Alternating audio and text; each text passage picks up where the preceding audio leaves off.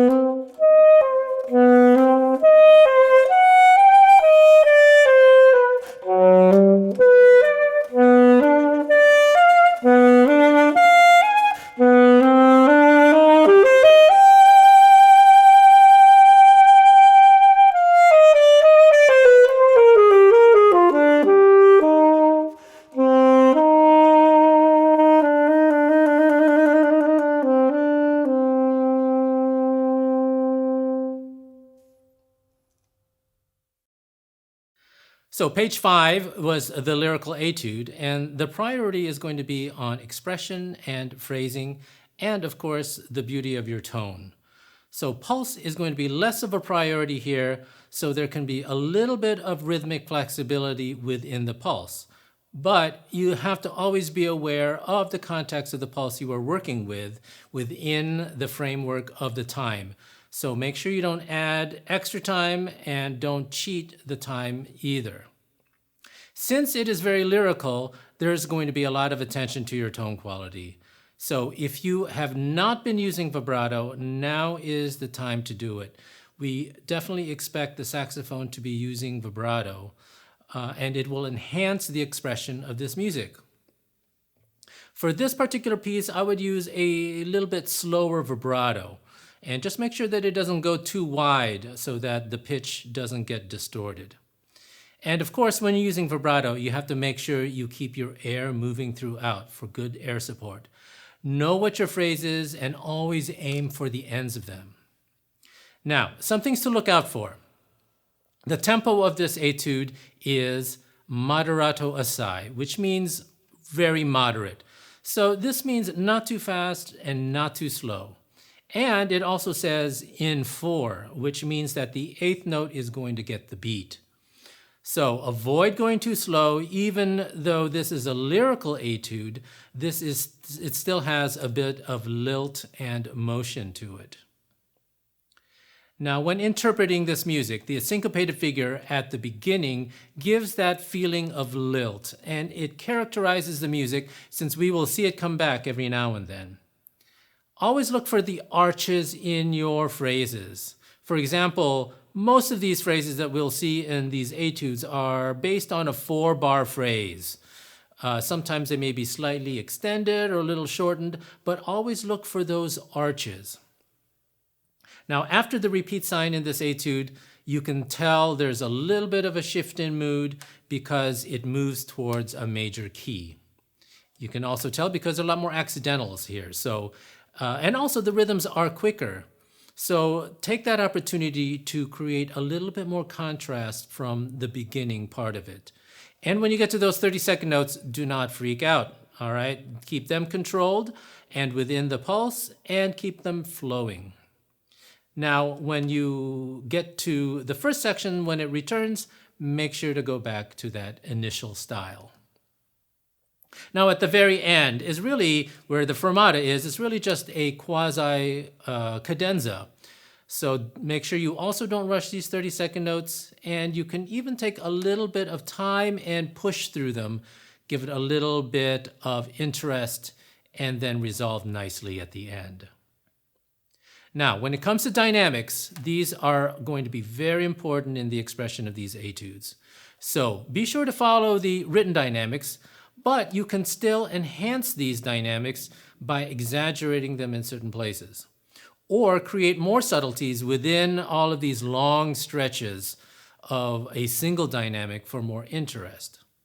For example, in the very beginning, it just has a P written in, but you can give it more shape and direction by giving some subtle crescendos and decrescendos by following the shape of the phrase. Articulations are always interpreted according to the context of the style. You'll see accents and staccatos here and there, but be careful in this case not to over-exaggerate. These are more subtle than if it were a faster type of etude.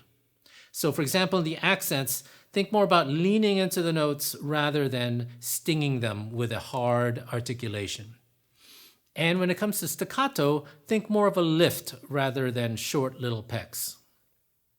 So as for fingerings, always consider alternate fingerings to make sure the passages sound as smooth as possible, especially in this lyrical piece. But also don't compromise the pitch because some alternate fingerings may not be in tune depending on your instrument. For example, in bars 3 and 6, you may want to consider using a side C. In measure 2 and measure 12, there's a side, you could use a side D. And just keep looking for those places and experiment every single time you practice so that you come up with the smoothest line that you can come up with. Good luck.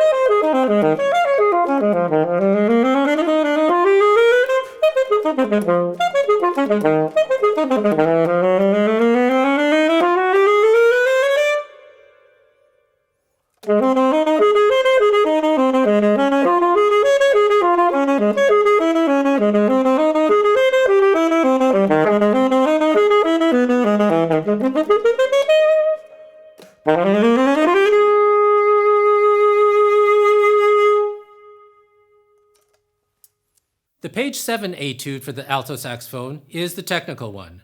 So emphasis is going to be on the pulse and the clarity of the notes. So evenness of fingers and your rhythmic flow is going to be very important. Fast tempos vary from etude to etude depending on the context. So the key is to find the tempo that you can play in control, be accurate, and still convey the spirit of the music. So when learning this, You always have to start slow to get familiar with the notes. And the key to learning things more quickly is to look for patterns. Look for passages that have chromatic scales. Look for passages that have major and minor scales, and also those sections that are arpeggios. Isolate these and learn to get them under your fingers. As you are learning these slowly, be sure to incorporate accurate articulations and dynamics even at the slow tempos so that these get ingrained and you develop that muscle memory every single time you play it. Then you can gradually increase the tempo and, of course, use a metronome. Now, things to look out for. Because the tempo is fast, it is still relative. So it's really more about conveying energy rather than pure speed. There are going to be staccato notes up ahead, so make sure you find a tempo where you can play those staccatos cleanly and evenly. Now, when it comes to melody, there's not really a melody here per se, since there's not a lot of rhythmic variety. The real emphasis is going to be on all the chords that are changing. In other words, the harmony is changing throughout because it's mostly arpeggios. So look for these arpeggio patterns and isolate them to develop that muscle memory for each one of these chords. They're all going to come back, so it's going to be very useful to have that under your fingers, and then learn to connect them to each other. By recognizing these patterns, you can hear how these harmonies change and develop that muscle memory for every single time you get to those sections. The articulations are going to be very important here since there's a wide variety of styles. And once again, make sure you incorporate these articulations even when you're practicing them at a very slow tempo. Don't wait until you get to the end to add them. You'll want to be able to demonstrate your attention to detail and commitment to these articulations, so use a clear and crisp tongue in this etude, especially in the staccatos and the initial attacks. So one of the difficulties here is going to be breathing, and finding a place to breathe can be an issue. So you have to find strategic places to grab a breath if you can't make it to the end of a phrase or a rest. Unfortunately, it's pretty much constant 16th notes, with not a lot of rhythmic variety to find places to grab a breath. There are a couple solutions to this that you might want to consider. Sometimes if you have to, you can drop a note in order to maintain the pulse and give enough time to take a breath in. Or you can take deliberate breaths that may momentarily interrupt the pulse, but do it in a very musical way.